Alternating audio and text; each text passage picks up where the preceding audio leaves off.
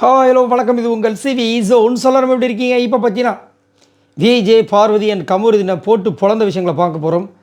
So இது வந்து கண்டிப்பாக வந்து அவங்களுக்கு ஒரு சரியான ஒரு அடியாக இருக்கும். இதுக்கப்புறம் அவங்க தான் வந்துட்டு இதை கேமை பற்றி யோசிக்கணும். ஸோ என்ன நடந்துச்சுன்றதை மொத்தமாக பார்க்கலாம். அதுக்கு முன்னாடி பார்க்குற எல்லோரும் நம்மளோட சேனலை சப்ஸ்கிரைப் பண்ணிட்டு பாருங்கள், லைக் பண்ணுங்கள், கமெண்ட் பண்ணுங்கள், ஷேர் பண்ணுங்கள். இப்போ வாங்க அந்த வீடியோக்குள்ளே போகலாம். ஸோ இன்றைக்கி பார்த்தீங்கன்னா கண்டிப்பாக வந்து விஜய் பார்வதி அண்ட் கமருதீன் சைடுக்கு ஒரு பயங்கரமான ஒரு இடியாக தான் இருந்திருக்கும். பட் என்னை பொறுத்த வரைக்கும் அவங்கள லாஸ்ட்டில் உட்கார வச்சு அசிங்கப்படுத்துறதுக்கு அவங்கள வெளியே கூட அமைச்சிருக்கலாம் போல இருக்குது. அந்தளவுக்கு ரொம்ப மோசமாக வந்து இன்றைக்கி நடந்துச்சு. காரணம் அவங்க வந்துட்டு இந்த பிக் பாஸ் வீட்டுக்குள்ளே அந்த மைக்கை மறைச்சி பேசின விஷயங்கள். அதே மாதிரி ஒரு சில வார்த்தைகள் வேறு சொல்லியிருந்தார். உங்கள் வீட்டை எட்டி பார்த்தோமா நாங்கள், நீங்கள் என்ன பேசுனீங்க நான் கேட்டோமா நாங்கள், அதெல்லாம் கேட்கல. நீங்கள் ஏன் வந்துட்டு மக்களை துண்டிக்கணும்னு நினைக்கிறீங்க? மக்களை துண்டிக்க நினச்சா மக்கள் உங்களை துண்டிக்க நினச்சிருவாங்க. இதுதான் அவர் சொன்ன விஷயங்கள். அதே மாதிரி உங்களால் அந்த பிக் பாஸ் வீட்டுக்குள்ளே இருக்கிற எல்லாருக்குமே வந்துட்டு முட்டை போயிடுச்சு, அது போயிடுச்சு, இது போயிடுச்சுன்றாங்க.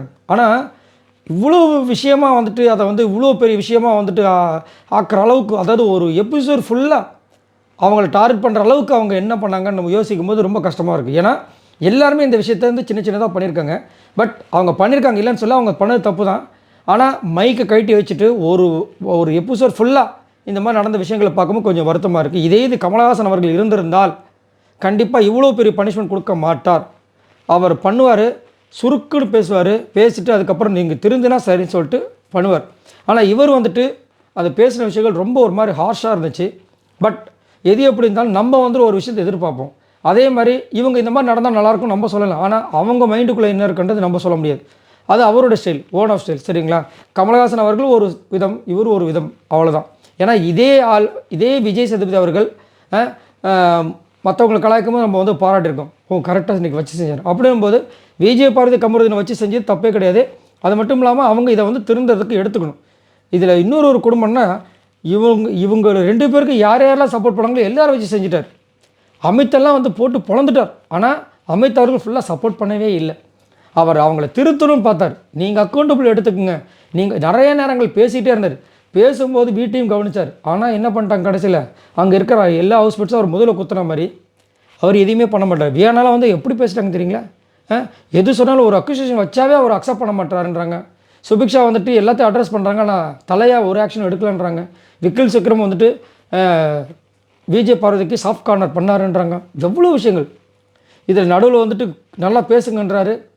மக்கள்லாம் வந்து கழுவி ஊற்றுறாங்க. கொஞ்சம் கூட கழுவி ஊற்றுறாங்க.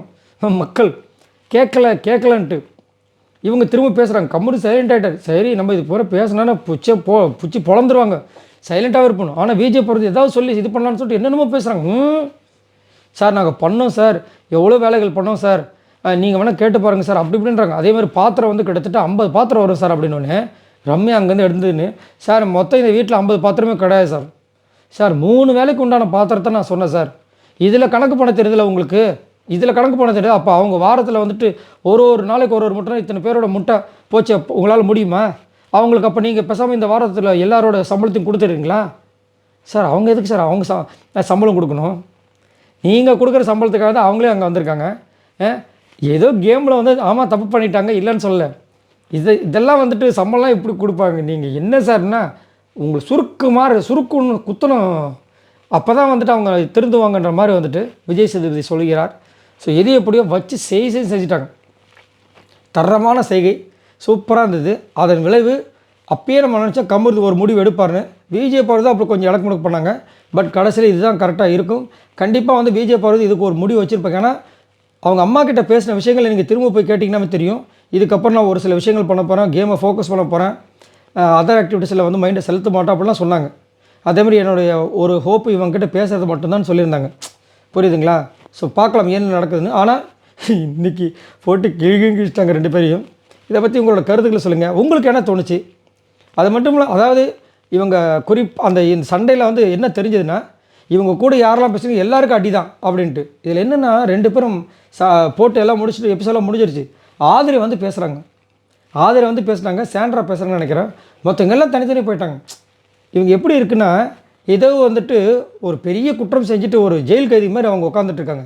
இவங்களாம் வந்து சுத்தமாக பேசவே மாட்டாங்க. இத்தனைக்கும் அந்த வாரம் முழுக்க சண்டைகள் நடக்கும்போது அவங்க பேசிட்டே இருந்தவங்க தான். விஜய் சேதுபதி அவர்கள் சொன்னவொடனே தனியாக ஒதுக்கிட்டாங்க. என்னடா இது அப்படின்ற மாதிரி இருந்துச்சு. யார் என்ன ஒதுக்கினாலும் சரி, பிதுக்கினாலும் சரி, யார் யார் வரணுமோ அவங்கவுங்க வந்துட்டு தான் இருக்க போகிறாங்க. சரி, இதை பற்றி உங்களோட கருத்துக்களை சொல்லுங்கள். பாய் நண்பர்கள்.